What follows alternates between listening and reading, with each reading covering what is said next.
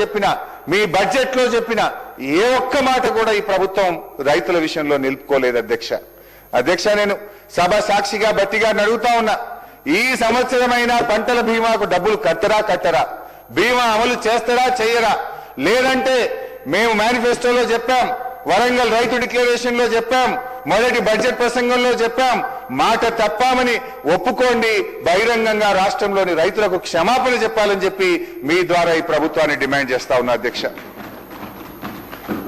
అదే విధంగా అధ్యక్ష రైతుల పరిస్థితి చూస్తే అట్లా రైతు కూలీల అధ్యక్ష ఇందిరమ్మ ఆత్మీయ భరోసా పేరు గొప్ప ఊరు దిబ్బ అన్నట్టు తయారైన మరో పథకం అధ్యక్ష దీని పరిస్థితి అధ్యక్ష మొదటి బడ్జెట్ లో అధ్యక్ష పేజ్ 18 భూమి లేని రైతు కూలీలకు ఆర్థిక మరియు జీవన స్థితిగతులను మెరుగుపరచడానికి మా ప్రభుత్వం లక్షలాది భూమి లేని నిరుపేద రైతు కూలీలకు సంవత్సరానికి 12,000 రూపాయలు అందించే బృహత్తర కార్యక్రమాన్ని ఈ సంవత్సరమే ప్రారంభం చేస్తున్నాం ఎప్పుడు చెప్పింది అధ్యక్ష 2024-25 సరే అధ్యక్ష 2024-25 అమలు కాలే మళ్ళీ 2025-26 మళ్ళీ అదే చెప్పింది అధ్యక్ష బృహత్తర పథకాన్ని ప్రారంభించబోతున్నామని 25-26లో చెప్పింది అధ్యక్ష మళ్ళా చూస్తే అధ్యక్ష 26-27లో కూడా మళ్ళీ 6,000 కోట్లు పెట్టిండ్రు అంటే అధ్యక్ష మీరు 24-25లో పెట్టిండ్రు ఒక్క రైతు కూలికి ఇవ్వలే 25-26లో పెట్టిండ్రు ఒక్క రైతు కూలికి ఇవ్వలే మళ్ళీ 26-27 ఈ సంవత్సరం కూడా మళ్ళీ పెట్టిండ్రు అధ్యక్ష ఏంది అధ్యక్ష పాపం రెక్కలు ముక్కలు చేసుకొని ఎండనక వాననక కష్టపడే గా రైతు కూలీలను దగా చేయడానికి మీకు ఎట్లా మనసు వచ్చింది బట్టి గారు అని నేను అడుగుతా ఉన్నా కనీసం మీ ఆత్మీయ భరోసాలో ఇందిరమ్మ ఆత్మీయ భరోసాలో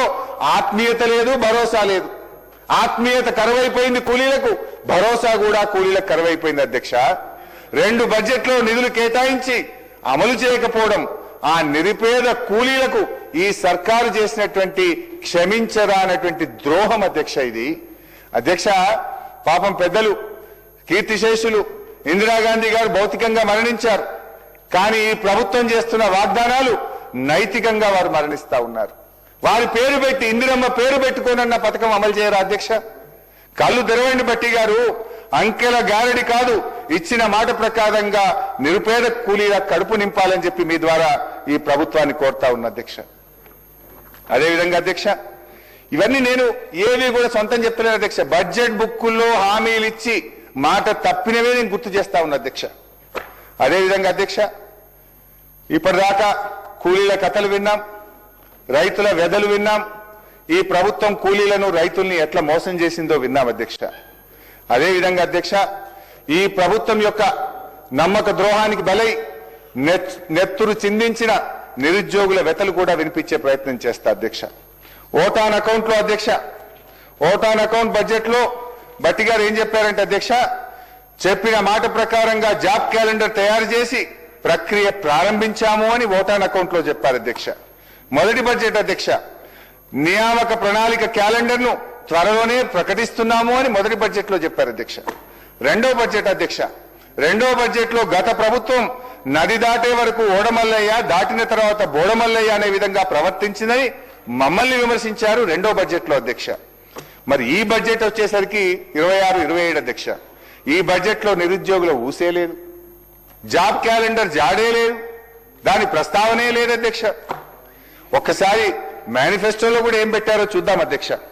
మేనిఫెస్టో అధ్యక్ష ఇది కాంగ్రెస్ మేనిఫెస్టో అధ్యక్ష ఈ మేనిఫెస్టోలో అధ్యక్ష హైదరాబాద్ నుండి యూత్ డిక్లరేషన్ అని ఒక పెద్ద పుస్తకం అయితే విడుదల చేశారు అధ్యక్ష ఈ మేనిఫెస్టోలో ఏం చెప్పారంటే అధ్యక్ష మొదటి సంవత్సరంలోనే 2 లక్షల ప్రభుత్వ ఉద్యోగాలు భర్తీ చేస్తామని హామీ ఇచ్చారు అధ్యక్ష నేను అడుగుతా ఉన్న బట్టి గారిని ఆ 2 లక్షల ఉద్యోగాలు ఇచ్చారా ఎవరికి ఇచ్చారు మొదటి సంవత్సరం గడిచిపోయింది రెండవ సంవత్సరం గడిచిపోయింది మరి చేయండి ఒకవేళ ఉద్యోగాలు ఇచ్చుంటే నిరుద్యోగుల విజయోత్సవాలు కూడా జరపండి బట్టి గారు ఎందుకో చేస్తలేరు నిరుద్యోగుల విజయోత్సవాలు అంటే ఇక ఈ ముఖ్యమంత్రి గారు అయితే మరీ విడ్డూరం అధ్యక్ష నిరుద్యోగులకు ఉద్యోగాలు ఎక్కువైపోయి ఇక నోటిఫికేషన్లు చాలు అంటున్నారని చెప్పి సెలవిస్తారు ఆయన పోదామా మరి నేను అడుగుతా స్పీకర్ గారు ఒక పావు గంట హౌస్ అడ్జెంట్ చేయండి సార్ ఇక్కడనే కదా సార్ అశోక్ నగర్ బట్టి గారు మేము అందరం కలిసి అశోక్ నగర్ సెంట్రల్ లైబ్రరీకి పోయి అడుగుదాం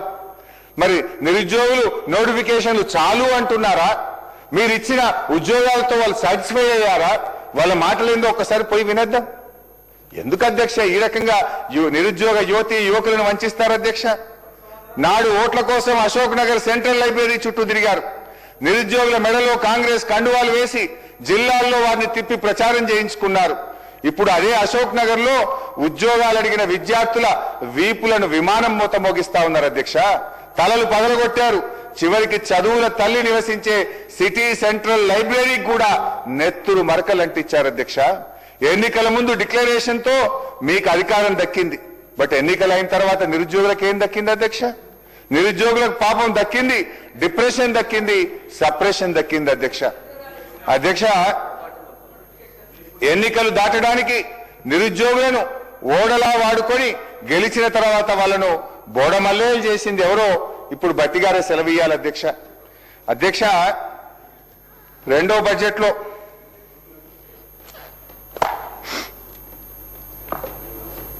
25-26 అధ్యక్ష, రెండో బడ్జెట్ లో ఒక మంచి కవిత చదివారు అధ్యక్ష. బట్టిగారు మా మీద చదివారు. 29వ పేజీ అధ్యక్ష. మా మీద ఏమని చదివారంటే అధ్యక్ష, శ్రీశ్రీ గారి కవిత మా మీద ప్రయోగించారు బట్టిగారు. కూటి కోసం కూలి కోసం పట్టణంలో బ్రతుకుదామని తల్లి మాటలు చెవిన పెట్టక బయలుదేరిన బాటసారికి ఎంత కష్టం ఎంత కష్టమని మా మీద చదివారు అధ్యక్ష బట్టిగారు. కానీ నిజంగా శ్రీశ్రీ గారు బతుకుంటే మీరు చేసిన మోసానికి ఇట్లా రాసుండేవారేమో అధ్యక్ష. రాహుల్ గాంధీ మాటలు నమ్మి, ప్రియాంక గాంధీ భాష నమ్మి కాంగ్రెస్ కోటేసిన నిరుద్యోగికి ఎంత కష్టం ఎంత కష్టం. ముఖ్యమంత్రి ఢిల్లీ బాయే, జాబులేమో రాకపాయే, కడుపు మండి ర్యాలీ తీస్తే లాఠీ చార్జీ చేసుడాయే, తలలు పగిలి నెత్తురాయే, అశోక్ నగరే చిత్తడాయే, కాంగ్రెస్ కోటేసిన నిరుద్యోగికి ఎంత కష్టం ఎంత కష్టం. భట్టి గారు, సరే ఇప్పుడు నేను ఇప్పుడే ఒక మాట అన్నాను అధ్యక్ష.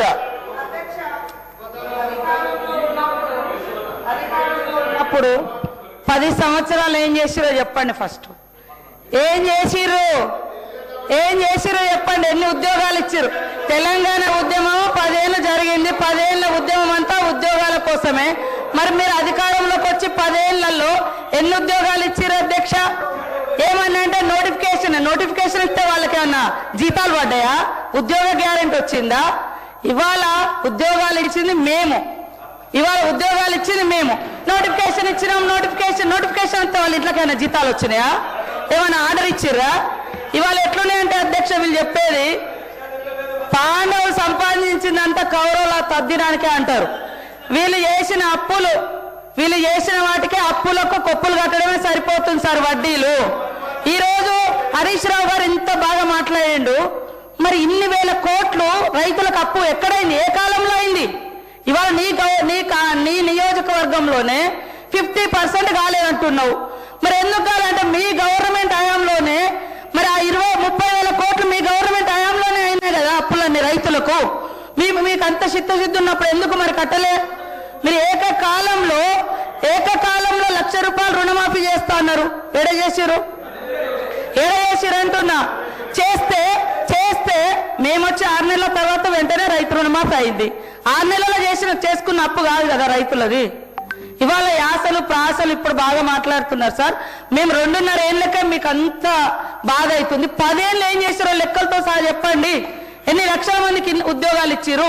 ఎన్ని లక్షల మందికి ఇల్లు ఇచ్చిరు? ఎన్ని లక్షల మందికి రుణమాఫీ చేసిరు? ఎన్ని లక్షల కోట్లు రుణమాఫీ చేసిరు? అవన్నీ చెప్పాలి కదా. అవి చెప్పకుండా ఎంతసేపు మేము గొప్ప. మీరు గొప్ప అయితే మీ సొంత నియోజకవర్గం రైతులే అనేక మంది మీ హయాంలోనే చాలా మంది చనిపోయారు. అదే విధంగా ఇప్పుడు మీరు చెప్తున్నారు ఇన్ని వేల కోట్ల అప్పు ఉంది మీ నియోజకవర్గంలో అని. లేకపోయారు అధ్యక్ష, ఫైనాన్స్ మినిస్టర్ గా ఉన్నారు, మీ గవర్నమెంటే ఉంటుంది. ఇవాళ కేవలం రాళ్ళేసుడు.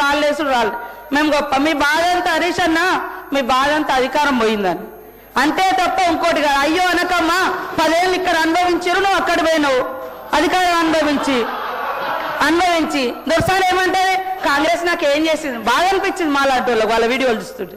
కాంగ్రెస్ ఏం చేసిందా? ఇవాళ మాట్లాడడానికైనా మనం చేసింది మనం గొప్పగా చెప్పుకోవాలి. చేసిన దాని మీద కూడా మన్ను పోసుడు గొప్ప కాదు. చేసింది కూడా మన్ను పోసి మేము ఎక్కడుంటే అక్కడ గొప్ప అని చెప్పుకోవడం కాదు. ఎస్, మా హయాంలో నేను ఉన్నప్పుడు ఇక్కడ చేసిన, ఇప్పుడు చేయలేకపోయినాం అని చెప్పుకోవాలి. కానీ సీటు మారంగానే చరిత్ర అంతా చేంజ్ అయిపోతుందా అధ్యక్ష? చేంజ్ అయిపోతుందా? అట్లా ఉంది. కాబట్టి వాళ్ళ బాగా నిజంగా ప్రజల మీద ఉంటే 10 ఏళ్ళు వచ్చే టైం మీకు. మరి ఇవన్నీ మీరు చేసి ఉంటే మేము ఇవ్వాల్సిన పేదరికం ఇంతెందుకు, మేము ఇవన్నీ చేస్తామని ఎందుకు ఒప్పుకునే వాళ్ళం? మీరు చేసిన అప్పులన్నీ కూడా ఇవాళ అప్పులకు వడ్డీలు ఇవే సరిపోతున్నాయి. అయినా మేము చేస్తున్నాం. ఇవాళ రాష్ట్రంలో ఉన్న 1.5 కోటి మంది పేదలకు ఇవాళ సన్నబియ్యం ఇస్తుంటే మీరు ఓర్వలేకపోయారు. ఇవాళ మేము ఇందిరమ్మ బీమా, జీవిత బీమా పెడితే ఓర్వలేకపోతున్నారు. ఏం ఓర్వలేకపోతున్నారు? బాధంతా మీకు బాధ ఉంది తప్ప పేదోడికి ఇల్లొస్తే మీకు సంతోషం లేదా? మీరు ఇయ్య రైతురి. మీరు ఎన్ని ఇళ్ళు ఇచ్చే 10 ఏళ్లలో ఎన్ని ఇళ్ళు ఇచ్చే చెప్పండి. మేము ఈ 2 ఏళ్లలో ఎన్ని ఇచ్చినాం మేము చెప్తాం. మరి చెప్పకుండా కేవలం మట్టి పోసుడు దుమ్ము పోసుడు కాదు, మీరు చేసే చెప్పుకుంటూ మేమేం చేయాలో అది చెప్తే బాగుంటుందని కోరుతా ఉన్నా అధ్యక్ష. అధ్యక్ష, ఇప్పుడు ఆ రోజు మేము బడ్జెట్ ప్రవేశపెట్టినాము, దాని మీద చర్చ జరిగింది, బిల్లు పాస్ అయింది, దాని మీద ప్రజలు తీర్పు ఇచ్చిండ్రు. దట్స్ ఓవర్ అధ్యక్ష. ఇప్పుడు మీరు బడ్జెట్ ప్రవేశపెట్టిండ్రు, మీ బడ్జెట్ మీద మేము మాట్లాడుతున్నాం. మా బడ్జెట్ మీద మాట్లాడదామంటే టైం పెట్టండి, గత బడ్జెట్ మీద డిస్కస్ చేద్దామంటే ఇంకొక రోజు ఫుల్ గా మాట్లాడదాం అధ్యక్ష. 2.5 ఏళ్ళు అయ్యాక ఇంకా మీ కథ, మీ బడ్జెట్, మీ లెక్కలు అని చెప్పుకుంటా ఇంకా ఎంతకాలం గడుపుతారు అధ్యక్ష? ఇప్పుడు చర్చ జరుగుతున్నది బత్తి గారు ప్రవేశపెట్టిన బడ్జెట్ మీద.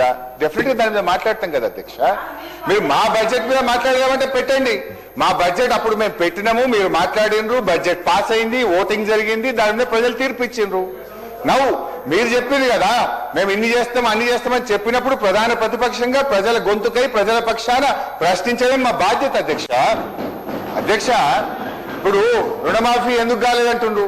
మీ నాయకుడే చెప్పింది కదా, కేసీఆర్ గారు 2 లక్షలు చేసిండని సంతోషపడుకుండ్రి, ఉరుకుండ్రి, మళ్ళా తెచ్చుకోండి, లైన్ కట్టుండ్రి, బ్యాంకుకు పోండి, మళ్ళా తెచ్చుకోండి, నేను రాగానే 7 తారీఖే మాఫీ చేస్తా అని చెప్పింది కదమ్మా. నీ మాట నమ్మే ఉరికి తెచ్చుకున్నారు వాళ్ళు. నువ్వు మోసం చేసినావు, గదే చెప్తున్నా. నేనేం చెప్తున్నా? ఇంకోటి అధ్యక్ష, మీరేం చేసిండ్రు అంటున్నారు. అంటే నా సబ్జెక్ట్ డైవర్ట్ అవుతుందని నేను వారికి సమాధానం ఇయ్యలేక కాదు అధ్యక్ష. Every point I can answer అధ్యక్ష. ఆనాడు బీఆర్ఎస్ ప్రభుత్వం 1,62,000 ప్రభుత్వ ఉద్యోగాలు ఇచ్చింది. 95%